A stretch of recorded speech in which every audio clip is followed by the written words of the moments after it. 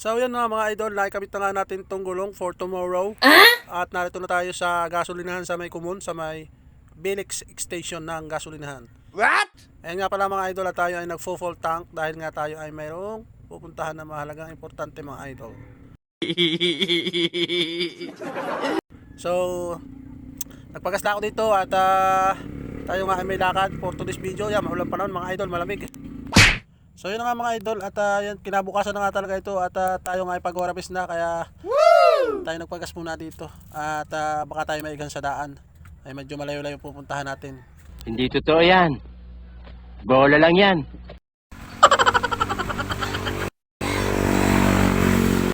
So yun nga guys, at narito na ako sa Magsaysay, Barangay Magsaysay mga idol. At pag-suli na lang tayo doon sa may Kumun kanina. At bali narito na ako sa may amin. Excuse me po. Ayan, bali yun nga pa si Lulumat, oh. Shout out kay Lulumat. Yan nga pala ating tricycle na Kawasaki mga idol, yung ating sidecar. Hindi pa natin nakukuha dahil di pa nga tapos mga loads. Marami pang papalitan at medyo marami pang gagastusin. Huwag kayo iiyak. So ayan yung mga kasama ko sa aming pag-travel mga idol, si Faring Tado. What? Yan, may dala-dala pa siyang arnis at bibigay daw na doon sa kanyang engineer na nakatrabaho dati doon sa Katablingan mga idol. Ay na doon sa aming pupuntahan. So kaya siya may dalawang arnis na ratan. Sa may mga gusto palang umorder ng ratan na arnis, yan, mag-contact lang kayo dito sa aking Facebook page at sasama ko kayo or ibibili ko kayo ng arnis.